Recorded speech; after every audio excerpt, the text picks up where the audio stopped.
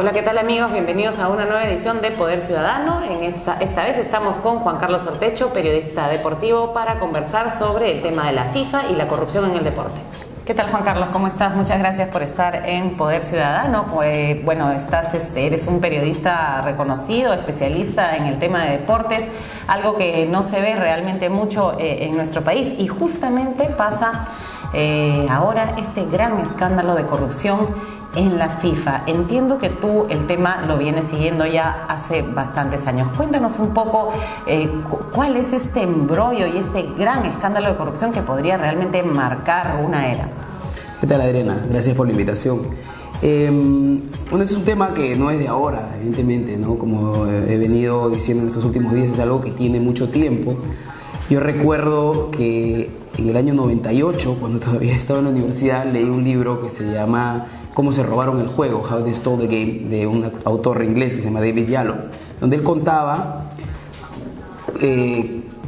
cómo se gestionaba el deporte, cómo se gestionaba el fútbol durante la presidencia de Joao Havelange, que es fue presidente de la FIFA durante 24 años y fue el mentor de Sepp Blatter, ¿no? Entonces es un tema que tiene el que creó el sistema, digamos, o el que instauró el sistema de alguna manera. Ahora hay muchas, porque no es casualidad que en la administración del deporte de otras disciplinas deportivas también se hayan producido casos de corrupción, como en el Comité Olímpico Internacional, el ciclismo, hasta el levantamiento de pesas, ¿no? En vóley, tienen denuncias por corrupción también. ¿Por qué es tan apetitoso el botín? ¿Por qué hay tanto dinero? Bueno, hay mucho dinero como en cualquier otra industria. El problema es que se gestiona de una manera en que no hay transparencia. Son de alguna manera también entidades híbridas, muy peculiares, porque no son corporaciones, no son corporaciones, ¿no? Es decir, corporaciones como cualquier otra multinacional, ¿no? Que se rigen bajo ciertos principios éticos y que tienen que estar dentro de un marco legal determinado. Tampoco son ONGs. Sí, ONGs, ¿no? Son unas personas jurídicas, casi todas bajo las leyes suizas. Esa es una peculiaridad, que casi todos se han constituido en Suiza, ¿no? Como el Comité Olímpico Internacional, como la FIFA, como la Federación de Ciclismo, todas las otras, ¿no? Y tienen una cuestión muy significativa, que es el tema de accountability, ¿no? De rendición de cuentas. No está ajustado como cualquier otra persona jurídica, sea civil, sea pública o todo lo demás, ¿no? Entonces, gracias a eso pueden hacer lo que les dé la gana prácticamente, manejar este dinero a su antojo, están en una posición de privilegio donde corren miles de millones de dólares. Por lo tanto, al no haber esta net de seguridad, ¿no? Para evitar prácticas no solamente corruptas o ilícitas, sino también que no son éticas, ¿no? Que son inmorales en muchos casos. Entonces no existe esto.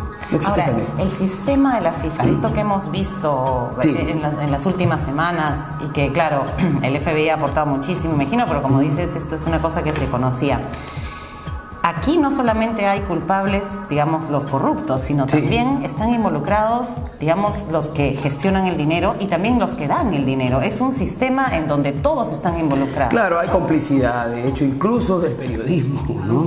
Que durante muchos años ha tenido una relación de contubernio prácticamente, porque... y te hablo yo desde el periodismo deportivo. Para el periodista deportivo es muy difícil denunciar este tipo de cosas porque pierdes a la fuente directa, pierdes acceso a los estadios, pierdes acceso al lugar que al final es tu centro de trabajo. A partir de tus investigaciones y de lo que hemos conocido, ¿nos podrías resumir un poco qué es lo que se encontró en el caso FIFA?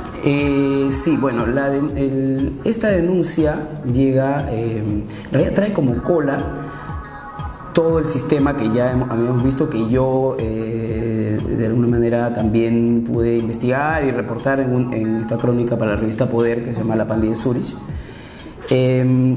cómo la dirigencia de FIFA usaba esta posición de privilegio al tener los derechos de marketing y televisión y aceptar sobornos para darle preferencia a ciertos auspiciadores, ¿no? O a ciertas empresas de marketing. Ya, ese sistema ya estaba enquistado en el fútbol y funcionaba. ¿Qué sucede? A raíz de denuncias, porque denuncias por la compra de la sede de los mundiales, que esa es otra, o sea, las dos grandes formas de corrupción, las dos grandes maneras como hacen dinero estas personas, es a través de la venta de derechos de marketing y la otra es de la venta de votos para otorgar las sedes de los mundiales, ¿no? ¿Cómo se otorga la sede de los mundiales? Existe un comité ejecutivo que es nombrado a dedo por el presidente. O sea, no hay transparencia de ningún tipo. Todo esto funciona como un sultanato, ¿no? Entonces, Blatter nombra a los miembros del comité ejecutivo y estos 25 miembros son los que escogen a las sedes de los mundiales. Entonces, si tú tienes a 13, porque es mayoría simple, comprado en el bolsillo, entonces ya tienes una sede del mundial. Eso es lo que se denunció en el año 2010 de parte de Inglaterra, que postuló al mundial de 2018 y perdió contra Rusia. Y Inglaterra denuncia, nosotros nos ganaron porque nosotros no dimos sobornos. Y después sale una persona de la organización de Qatar, que es el mundial que también se dio en diciembre del 2022, y dicen, sí, hubo muchos miembros del comité ejecutivo, entre ellos el fallecido Julio Grondona, que recibieron dinero a cambio de su voto. ¿Ok? Bueno, pasa eso, y ya frente a esas denuncias, Blatter se ve movido en su posición política un poco. Y tratando de aprovechar esa coyuntura, aparece un opositor, que es Mohammed bin Hammam, que es un catarí. Y como él viene de adentro, trata de ganar la elección, pero también en el mismo sistema, comprando votos, ¿no? Entonces lo descubren a él y a Jack Warner, que es otro personaje que ha salido en estos días, es un personaje nefasto, oscuro, siniestro de Trinidad y Tobago. Entre ellos... Que es donde me imagino se hacían muchos sobornos. Claro, ¿no? Bueno, parte de la historia está acá, ¿no? Y empiezo la historia contando que en el lobby del Hotel Hyatt Regency en Puerto España llevaron a 25 miembros del Caribe, de islas como Barbados y Antigua, ¿no? De gente que en su tiempo libre creo que es taxista en estos lugares y que recibe este encargo de ser presidente de una federación de fútbol, y les habían guardado a cada uno unos sobres con $40,000, ¿no? En efectivo, para que voten por este señor. O sea, les iba a salir barato incluso la voto, ¿no? Entonces, ¿qué pasa? Ahí entra la figura de Chuck Blazer, que es este otro personaje que ha salido en estos días como colaborador eficaz y el que desata todo. El que tenía un departamento para gatos. Claro, es un personaje, es un americano con barba, parece un santaco. Y él es un colaborador eficaz. Sí. Realmente la información que él ha dado ha sido fundamental. Es la versión de Santa Claus del crimen organizado. Claro. Entonces, el tipo denuncia esto porque era un fiel sabueso de Blatter y denuncia que esto había sucedido. Sale todo este tema, pero ya la figura de Blazer está en la mira, y sobre todo porque el tipo tenía esta vida, ¿no?, desprolija y abundante, y ni siquiera se tomaba el trabajo de llenar sus impuestos. Entonces Estados Unidos dice, ¿y este señor qué pasa? Se excedió. Le ponen el ojo encima y evidentemente encuentran que tipo evade impuestos, lavaba dinero, una serie de cosas. Entonces lo toman, esto es el año 2013, y lo reclutan como informante. Y así es como se desmadeja todo, porque él durante un tiempo ha llevado un micrófono, un dispositivo electrónico grabando conversaciones que todavía no las sabemos, porque es parte de la investigación que va a continuar. Esto ha sido un primer momento, el incidente de la semana pasada, donde arrestan a miembros de CONCACAF. Ha sido un primer paso, ¿no?, focalizado en Centroamérica y Sudamérica. No se sabe lo que viene después. Queda mucho todavía. Dime, ¿cómo arrastra o no arrastra esto a nuestro Burga? Bueno, los presidentes de las federaciones sudamericanas, incluido Manuel Burga, son parte funcional de este sistema, ¿no? Entonces, por lo tanto, en el momento que se cuenten responsabilidades, lo arrastrará. Probablemente, o sea, es posible. En este momento no tenemos detalles de la investigación. Lo que sí sabemos puntualmente es que la denuncia de la fiscal general de Estados Unidos, entre varias, porque este documento de 164 páginas tiene varias denuncias de casos puntuales de corrupción en el fútbol mundial. Uno de ellos ataca directamente a la CONMEBOL, es la Confederación Sudamericana de Fútbol, ¿no? Y dice, que para la organización de la Copa América, o las próximas 4 Copas Américas, se pagó un soborno a los presidentes de las federaciones sudamericanas. O sea, lo que dice es que se hizo un trato, ¿no? Hay una empresa que está conformada por argentinos y brasileños que ha comprado, que ha tenido la preferencia en comprar los derechos de televisión y de mercadeo de la Copa América, esta que se va a jugar esta semana, que empieza esta semana en Chile, 2016 en Estados Unidos, 2019 y 2023. 4 copas. Y establecen un precio por los derechos, un precio oficial. Firmaron un contrato en Londres para los derechos que es de 317 millones de dólares por todo. Pero aparte de eso, lo que dice el documento de Estados Unidos es que llegaron a un acuerdo por otros 100 millones extra a ser pagados en armadas de 20 que están fuera del contrato y que van a ir directamente a los presidentes.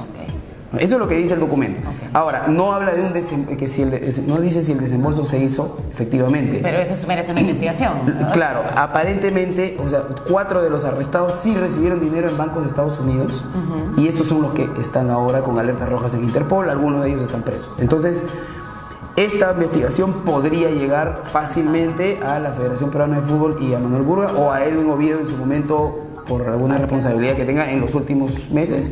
Sí, es posible, pero todavía no podemos decir que sí, efectivamente él es responsable. Finalmente, Juan Carlos, Transparencia Internacional, la organización que lucha contra la corrupción, tiene ciertas sugerencias como para que esto sirva, esto tremendo que ha pasado en la FIFA, sirva para lo que dices tú del Comité Olímpico, es decir, que cambie el sistema, que haya una renovación absoluta. ¿Qué opinas de estas? Bueno, transparencia, la relación de transparencia con la organización del fútbol y el deporte en general no es nueva, ¿no? Y es lo que ha sucedido, le ha dado más la razón y ha fortalecido la posición de transparencia, porque transparencia estuvo envuelta en este primer proceso de reforma en la FIFA. Después de estas denuncias de las que hablamos hace un rato, del 2010-2011, Transparencia formó parte de un comité externo que la FIFA nombró para recibir recomendaciones, ¿no? Pero meses después, ante la evidencia que FIFA no tenía ninguna intención de reformarse ni de cambiar, Transparencia se sale. Esto es el año 2011, a fines del 2011, ¿no? Luego se nombra un comité externo liderado por un jurista suizo que se llama Marc Pies y que hizo recomendaciones específicas, más o menos en la línea de lo que está diciendo y lo que sigue diciendo Transparencia, ¿no? Que lo que se llama el buen gobierno en administraciones de deporte no puede escapar, o sea, no puede ser una isla, ¿no? Frente a cómo se conduce, cómo se gestionan otras personas jurídicas, otras empresas, todos los gobiernos. Así es, no tienen corona, digamos. Claro, entonces él hizo unas recomendaciones que no eran tampoco vinculantes y por lo tanto Blatter agarró y le hizo así y las encarpetó. Yo estuve en el Congreso cuando Marc Pies presenta el Congreso Budapest de 2012 y él presenta sus recomendaciones y cuando las presenta dice: le ruego a ustedes, el Comité Ejecutivo, no tomar esto y escoger, sino completo. Claro, sino tomarlas integralmente, ¿no? Claro. Y utilizó una frase en inglés, un verbo en inglés que se llama cherry picking, que es escoger las cerezas, ¿no? Y Blatter inmediatamente le dijo: profesor, pero no nos pida que tomemos el árbol, pues tampoco. ¿No? Entonces, han tenido una actitud frente a estas denuncias y frente a esta situación. Yo creo que se da la situación para que estas recomendaciones de transparencia se puedan acoger que se puedan acoger y que evidentemente mucho sin perjuicio de los procesos penales y todo lo demás que van a tener que continuar, de hacer que el fútbol se integre de alguna manera a un sistema transparente, a un sistema del siglo XXI. La FIFA se conduce como bajo el secretismo, ¿no? Y es un remanente del siglo XX. Y por eso en el fútbol también vemos temas de racismo.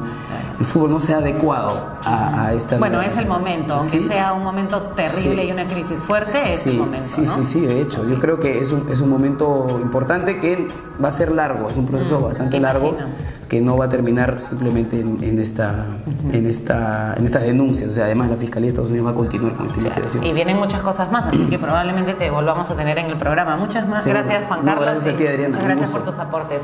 Gracias, amigos, y nos vemos en la próxima edición de Poder Ciudadano.